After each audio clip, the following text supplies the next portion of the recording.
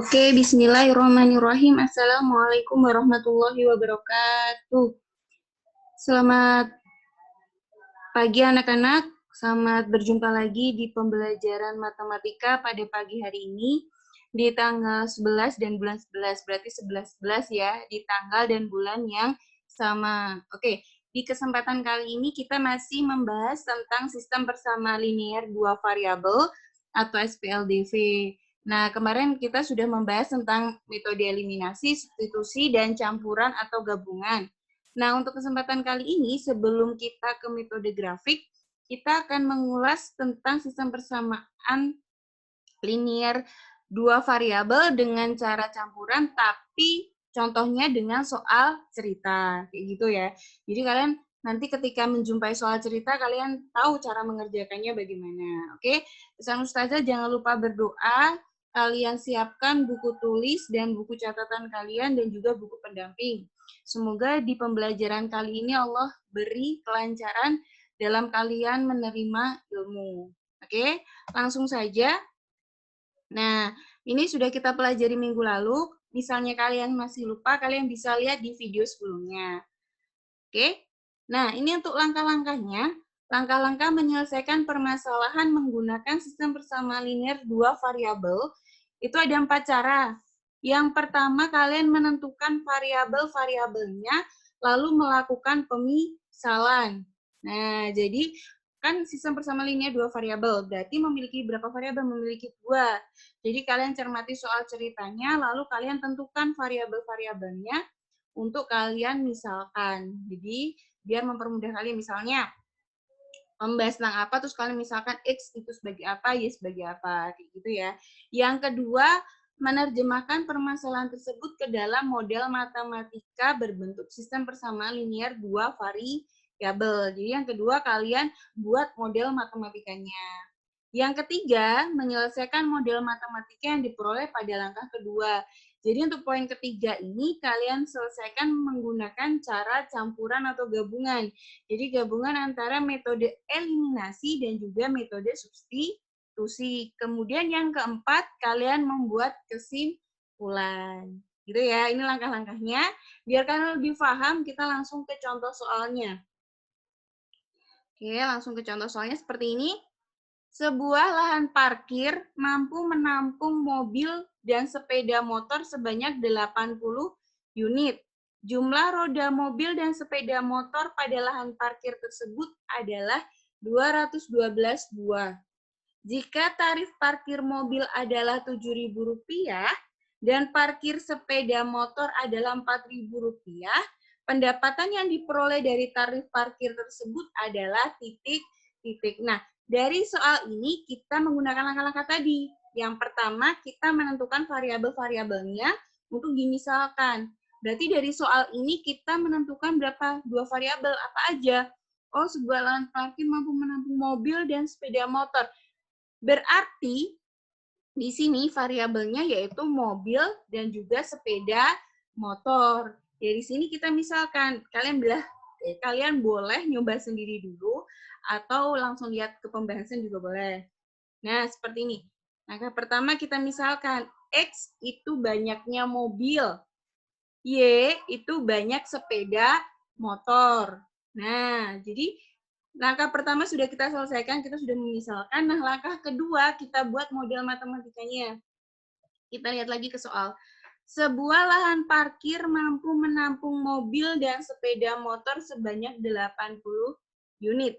Di sini nggak ada angka yang lain, berarti di sini tadi bahas mobil. Mobil tadi X dan sepeda motor tadi Y. Berarti X ditambah Y sama dengan 80 unit. Nah, berarti X ditambah Y sama dengan 80. Kemudian yang kedua, jumlah roda mobil. Nah, di sini juga nggak ada angka lain nih. Jumlah roda mobil dan sepeda motor pada lahan parkir tersebut adalah 212 buah.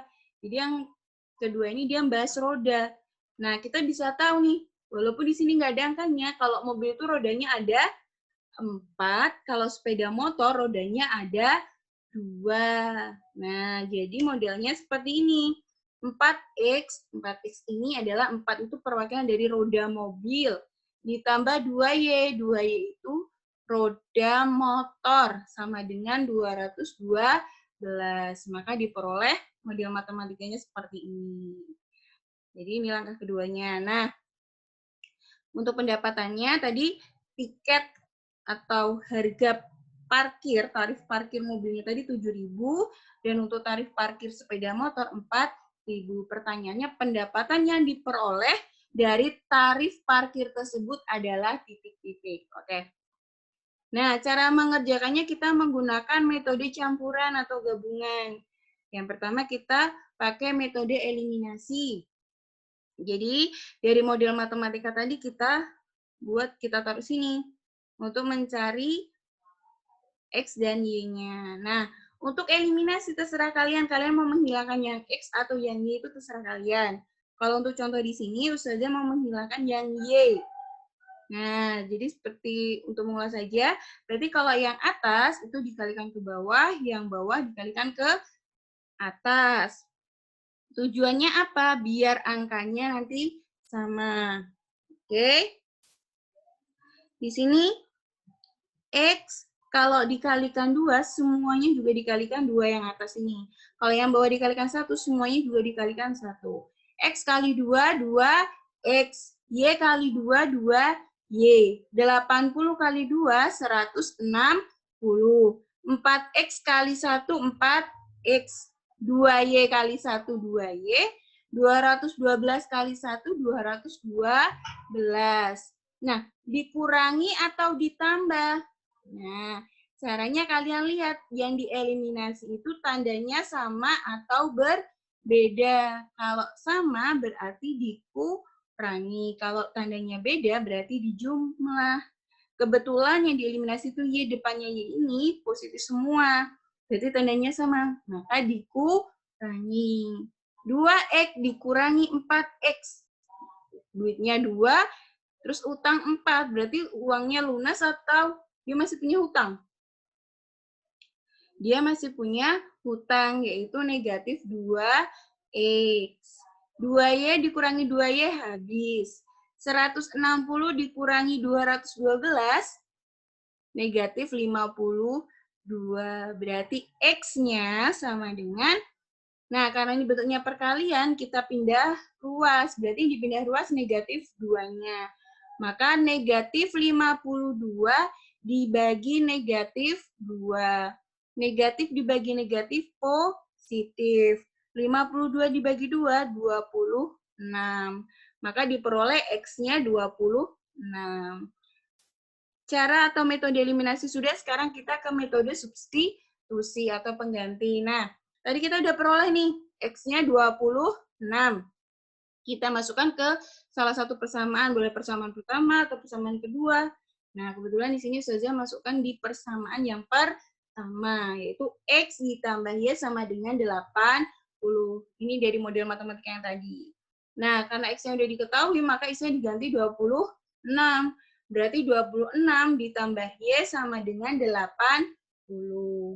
Y-nya, nah ini bentuknya penjumlahan, dipindah ruas menjadi pengurangan. Berarti 80 dikurangi 26, hasilnya 54. X-nya sudah ketemu 26, Y-nya ketemu 54. Nah, tarifnya tadi juga udah ditentuin. Kalau mobil itu 7.000, kalau sepeda motor 4.000. Ingat, tinggal dikalikan aja. Berarti mobilnya tadi 26, berarti 7.000 dikali 26, yaitu 182.000. Ditambah 4.000 dikali 54, berarti 216.000. Totalnya yaitu 398.000. Nah, kesimpulannya, jadi pendapatan yang diperoleh dari tarif parkir tersebut adalah Rp398.000. Jawabannya D, kita cek. Kita cek dulu. Nah, jawabannya D, Rp398.000. Gitu ya. Kalian cermati baik-baik, kalian catat di buku catatan. Nah, berikutnya kalian coba sendiri Ustazah beri 2 soal cerita, kalian kerjakan di buku tugas kalian, dan ditulis soalnya. Ini soal yang pertama, kalian bisa post dulu, terus kalian tulis soalnya. Ini soal yang pertama. Oke. Ini soal yang kedua, kalian kerjakan. Jangan lupa ditulis soalnya di buku tugas beserta caranya. Itu ya. Oke, kalian bisa push. Kalian tulis dulu soalnya seperti apa? Seperti ini. Oke, jangan lupa langkah-langkahnya tadi. Nah, oke. Kerjakan 2 nomor tersebut di buku tugas, tulis soal dan caranya. Kemudian dikirim ke nomor 085802 7-nya 3 kali 266. Oke, jangan lupa diberi tanda tangan kalian dan orang tua kalian. Nah, di sini Ustazah nggak ada pembatasan waktu. Jadi untuk soal cerita ini Ustazah berikan ke siapa yang cepat, gitu ya. Jadi Ustazah apresiasi bagi yang mengerjakan misalnya satu itu juga. Nah, Ustazah pinginnya itu semuanya juga kayak gitu. Jadi Ustazah pengen kalau semuanya itu nilainya bagus semua, gitu ya. Ustazah ingatkan lagi yang masih memiliki tugas, segera selesaikan tugas kalian. Karena apa? Kita akan menghadapi PAS di tanggal 30 November. Jadi tanggal 30 November kita sudah melaksanakan PAS. Jadi emang kalau misalnya PAS kalian nilainya bagus, tapi tugas kalian nggak kalian kerjakan, itu nanti membuat nilai kalian down. Kayak gitu ya. Jadi selagi ada kesempatan, kalian manfaatkan kesempatan itu sebaik mungkin. Supaya nilai di rapot, karena untuk besok, PAS besok itu nilainya langsung dimasukkan ke rapot. Jadi saja berharap semua nilai kalian tuh bagus semua, gitu ya. Jadi kalian ketika masih, oh aku masih punya tugas nih, kalian selesaikan. Misalnya kalian lupa, kalian tanya ke ustaz-ustazah kalian. Pokoknya jangan sampai masih memiliki tugas di mata pelajaran apapun. Kayak gitu ya. Tetap semangat.